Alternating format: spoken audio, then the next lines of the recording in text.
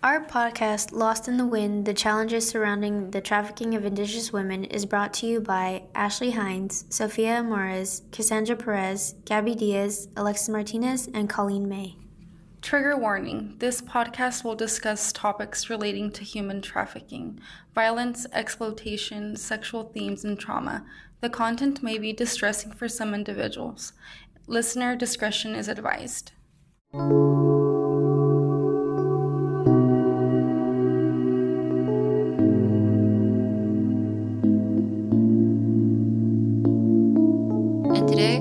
Be discussing both historical and contemporary issues that contribute to the international network of human trafficking.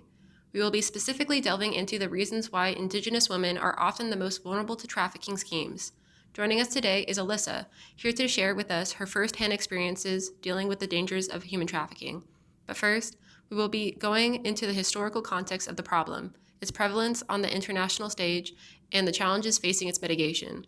All of the information presented to you in this podcast has been gathered by our team of student researchers from California State University of Monterey Bay.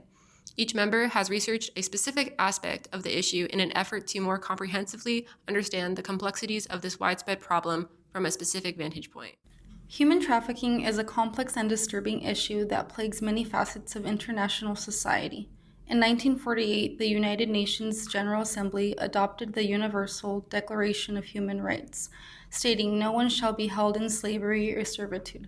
Slavery and the slave trade shall be prohibited in all their forms. Since then, the global consensus has been a contemporary understanding of human enslavement does not center around legal ownership of other human beings, but rather illicit control. For this reason, human trafficking is centered around the recruitment, abduction, and transportation of individuals through force, fraud, or coercion of the purpose of exploitation. Exploitation often takes the form of forced labor, sexual exploitation, debt bondage, organ trafficking, or involuntary servitude. Today, human trafficking occurs as a global network that is intertwined with paths of migration, displacement, and refuge movements. Since human trafficking is the recruitment and forcible transportation of individuals, it is important to address how trafficking encompasses a network of transnational movements. Mexico and the Philippines share a history of imperialism, and thus the exploitation of their indigenous peoples for over 300 years. As a result, both countries have struggled with political instability, poverty, socioeconomic inequality, environmental degradation, and human trafficking. In the early 2000s, it was calculated that Asian women were being trafficked at the highest rates, with Southeast Asian at 225,000 and South Asians at 150,000, while 100,000 Latin American and Caribbean women were trafficked annually. Centuries of exploitation have primed these regions to become hotspots of migration, displacement, and trafficking. Prior to European contact, women within a native tribe held positions of political and economic power and were committed to responsibilities that were important to the survival of their community. For example, collecting seeds to plant, preparing the land, farming, taking care of the household, deciding to engage in warfare or on tribal membership, and rearing children. The impact of European contact, particularly the influence of Christianity with its emphasis on male dominance and assigned gender roles, led to the decline in the traditional roles and protections afforded to Native women. According to these beliefs, men were expected to wield more authority and engage in manual labor, while women were relegated to lesser power and confined to household duties. During this period, Native women found themselves without power and protection, leaving them vulnerable to experiences of rape and violence. It is obvious that these experiences have not subsided but instead lasted for centuries. Native women are put in vulnerable positions and subject to influence because of their generational trauma, dealing with poverty, homelessness, and substance abuse, making them extremely vulnerable. For the Philippines and Mexico, oppressive regimes have divested in the livelihoods of their people, with indigenous peoples suffering the most. In the Philippines, under President Duterte, the promotion of migration was enforced by Migrant Workers' Day, in which the president awards the Bagong Bayani, or Modern Day Hero, award to 20 outstanding migrants who have demonstrated moral fortitude, hard work, and a track record of sending money home. This is but one example of how the Filipino government has historically encouraged the export of labor rather than investing in economic opportunities domestically. The fact that the Philippines has one of the largest migrant populations in the world is ultimately a lasting consequence of colonial occupation.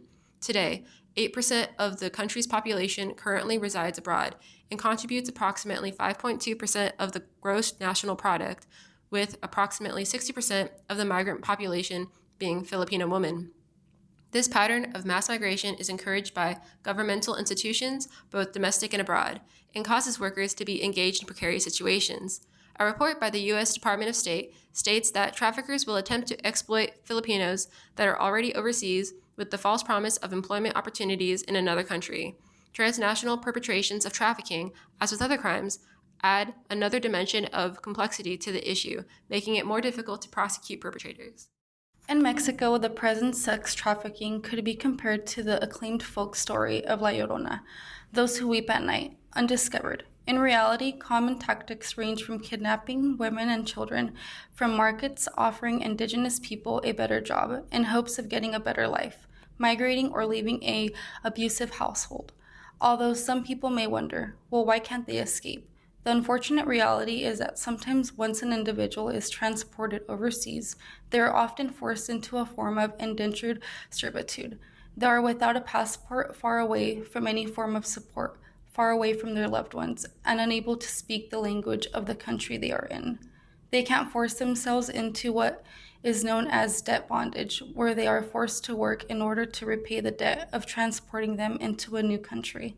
Oftentimes, in these circumstances, individuals deal with isolation, threats of deportation, psychological and physical abuse, and harsh working conditions. In the United States, human trafficking affects Native American women more than any other ethnicity.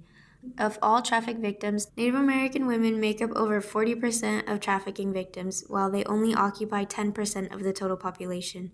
In the United States, the oppression of Native Americans has caused reservations to become impoverished and vulnerable communities. In 2019, a study found that 92% of Native American households from the Pacific Northwest suffered food insecurity. Additionally, in 2016, a study from the Urban Institute linked food insecurity with sexual exploitation.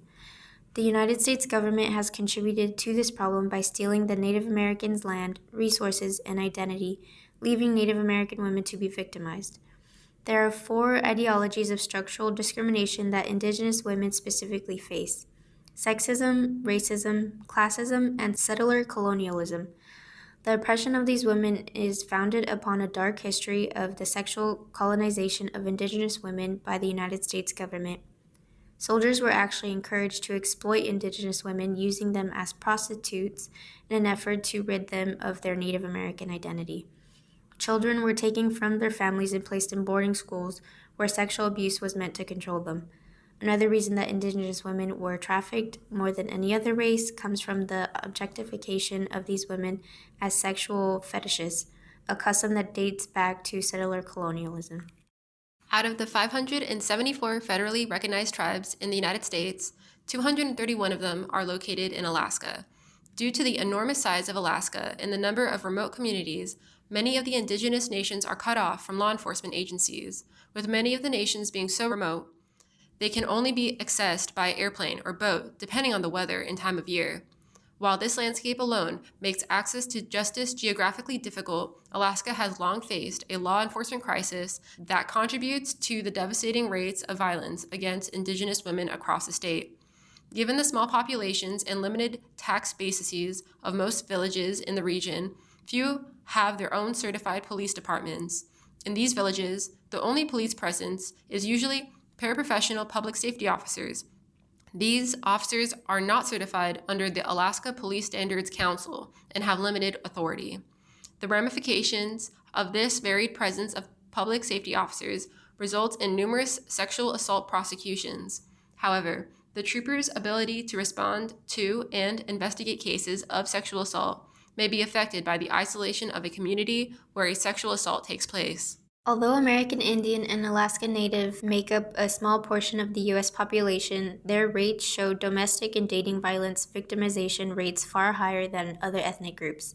The National Violence Against Women Survey found that American Indian women were significantly more likely to disclose rape and physical assault victimization compared with women of other ethnic backgrounds.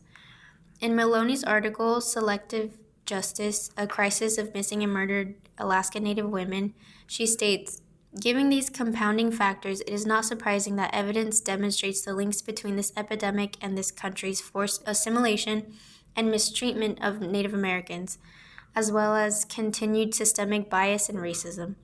When women go missing, there is often frustration with both tribal police and the federal government, especially because it is often unclear who is in charge within the region. Not only does this patchwork of jurisdictions shared by tribal police and state and federal agencies result in victims' families not knowing where to turn, it makes women more vulnerable in the first place. Students have shown that the failure to hold perpetrators accountable has emboldened them to engage in violence against women. In 2020, Congress passed landmark legislation to improve retention of data and increase coordination between state and federal governments. A proposed reauthorization of the Violence Against Women Act would expand the ability of tribes to persecute non-natives for crimes on tribal lands. While this response is certainly encouraging, Alaska's many unique characteristics mean that a more specific response is needed in the state. Funding and improved resources run the risk of failing due to the geographic isolation of Native villages, jurisdiction confusing between the Native authorities and state authority, and the history of racial and gendered violence that aggravate the crisis. Until the Native nations in Alaska have the proper authority over their land, with the ability to prosecute non-natives in cases related to the violence and trafficking of Native peoples, the crisis of missing and murdered Indigenous women and people will continue to happen. The jurisdiction issues for Native nations, however, are not solely relevant to Alaska Natives, but all American Indian nations and people. Human trafficking especially pertains to the current epidemic of missing and murdered Indigenous women. This crisis is one that has been around for years. Although the Missing and Murdered Indigenous Women (MMIW) movement gained its name and international traction in 2015, it is a social justice movement that raises awareness about the disproportionately high rates of violence, homicide, and disappearance of Indigenous women, girls, and Two-Spirit individuals in North America.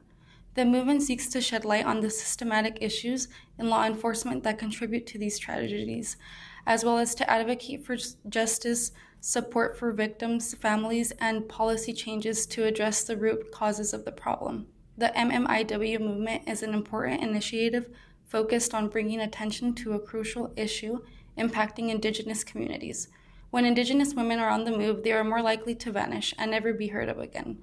According to the MMIW, Native American women go missing when they relocate to big cities from reservations.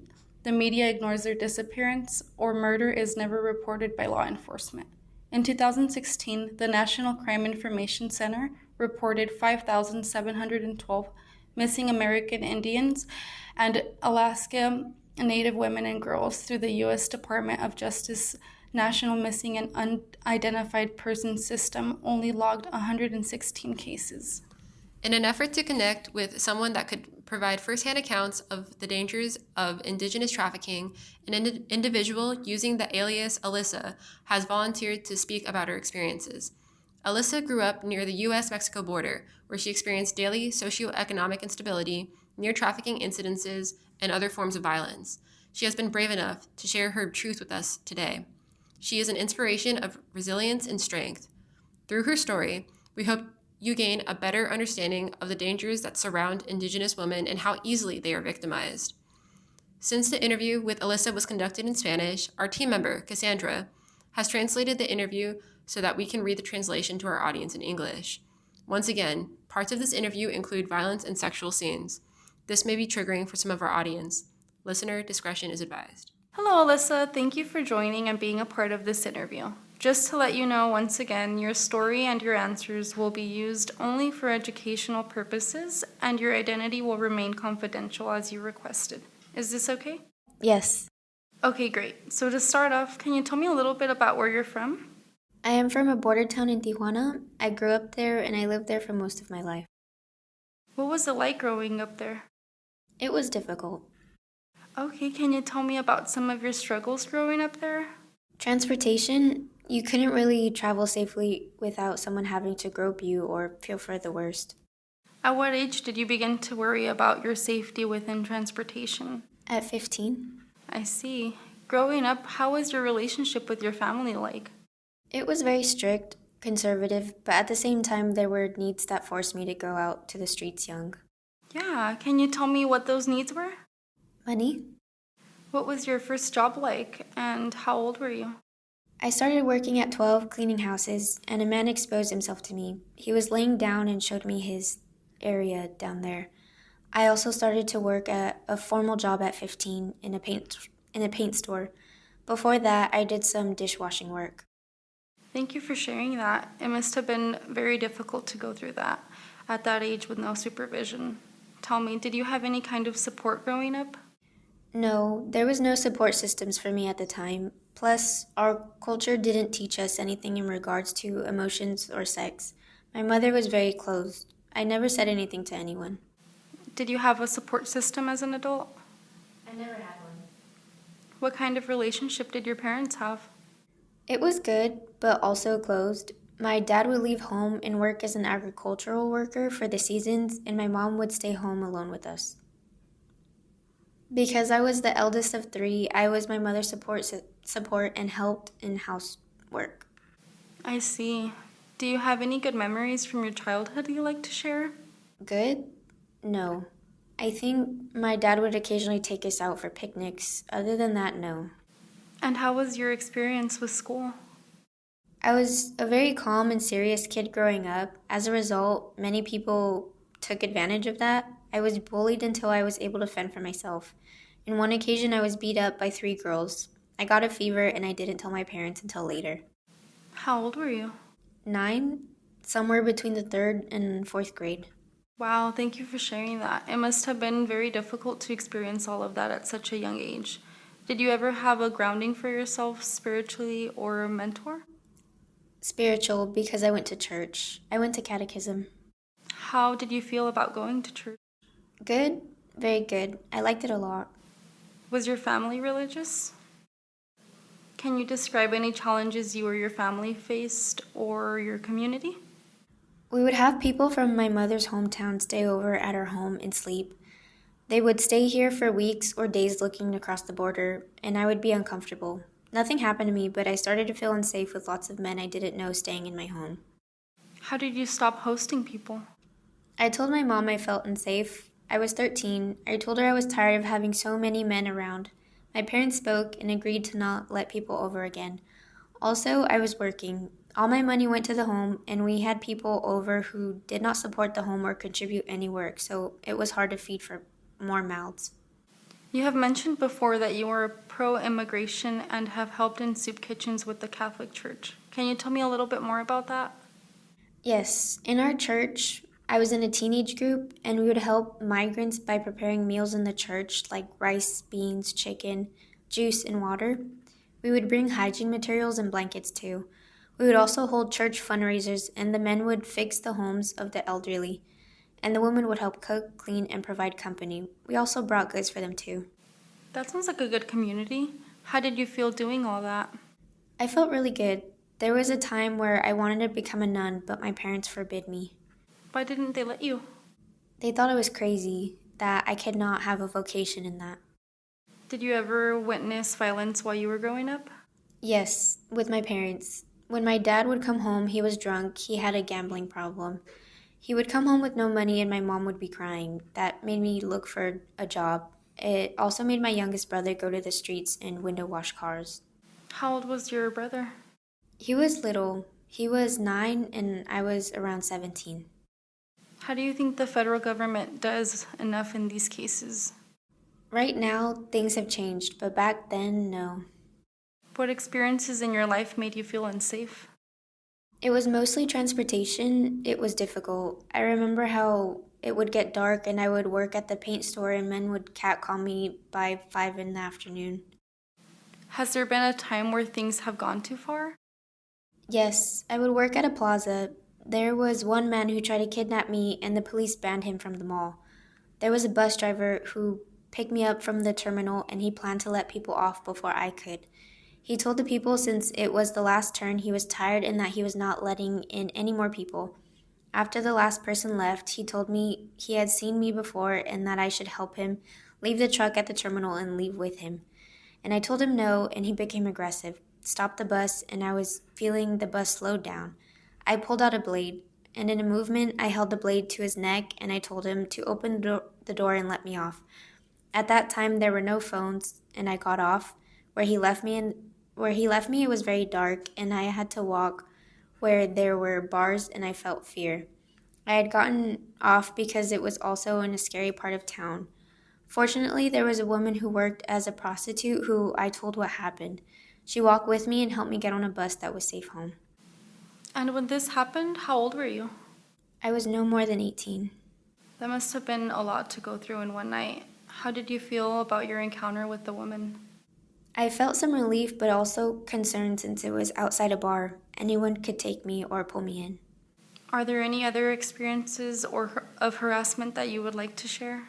Oh, so many. I would work at a plaza where Levi's were sold, and this guy would try to pursue me. But because I had a feeling that he was not honest or someone I would want in my life, I did not pay attention to him. It was very likely that he was in the narc industry. So then, I think he would follow me, but because he was a client, he would invite me out to eat. One day, on my way home, he found me and got close to me with the pistol, and he forced me up in his car. Yeah, can you tell me a little bit more about what else happened?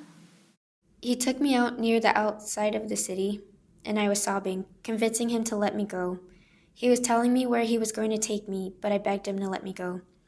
I told him, please don't hurt me. I didn't want to live that life with him. To please understand, what if that happened to his mother or his sisters? I begged him to please let me go. I managed to convince him, and I didn't know what made him let me go, and he dropped me. He said go and to leave before he regrets it. And where did he let you go? Somewhere dark, but there were still people. He had threatened me to never tell anyone anything. I was scared because I knew he was a person from the underworld, and true to his word, and I never heard from him again. That does sound like a lot. How old were you? 19, I think. Do you think Indigenous or migrant women are targeted by traffickers? Their voices have no votes, but before, in a city, it was another time.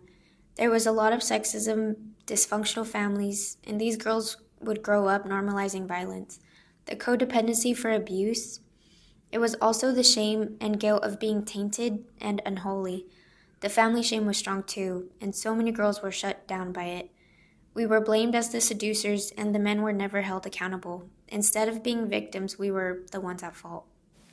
What sort of resources do you think are needed for more Indigenous nations and border towns? I think today things are changing, but back then there should have been more promotion to speak up. There should have been more therapy, more talking, and less silence. Back then there was nothing.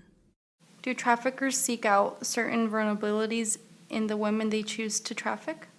Yes, they look for victims who have no advocates for them, people who are alone, girls with no men, no family, or people who are regarded as shy, quiet, or weak. Are most of the victims living in poverty? Yes. Did you ever seek counseling or support afterwards? No. Did you go to law enforcement for help? No, never. What are your past experiences with police agencies? Where do you think they lack protections and resources for your community? Back then, they didn't help at all. They would only say they would look into things, so going to them was almost pointless and asking for nothing. It was seen as a waste of time. It was like the robberies of cars. It was known where they could be, but nothing was done about it, probably from fear. Have you experienced trafficking victims not seeking help from law enforcement? Yes. What do you think young women should know in order to protect themselves? You should organize yourselves to bring attention to the media, bring lots of cases, and take them to the offices. Unfortunately, back then, there was little to no internet. And what advice do you have for women? Watch out for your surroundings. Today it is very different because now you have phones and pepper spray. Thank you. Is there anything else you would like to add? I was able to be strong and get through my hardships. It made me stronger, and I did not let myself fall. I hope that by listening to my story, they don't let themselves fall apart. I was able to escape the kidnappings and harassment, but I was unable to escape the abusive marriages. These experiences cornered me into abusive marriages and abusive relationships with people who are deceitful of their love. Sometimes you think you're marrying someone for love, but please, I hope girls are able to identify the dangers out there and when people mean harm. While I was able to escape, I was unable to leave my abusive marriages for years. Thank you for sharing. I wish that you are now able to heal and find the peace you deserve. Your struggles have been overcome, and I hope this interview can inspire others to be vigilant and hold a better understanding for migrant and Indigenous women, not only within the border, but throughout the world. Thank you for listening to our podcast, Lost in the Wind, the challenges surrounding the human trafficking of Indigenous women. If you or someone you know is struggling with the issues discussed here today, please contact one of the following resources listed in the caption of this podcast.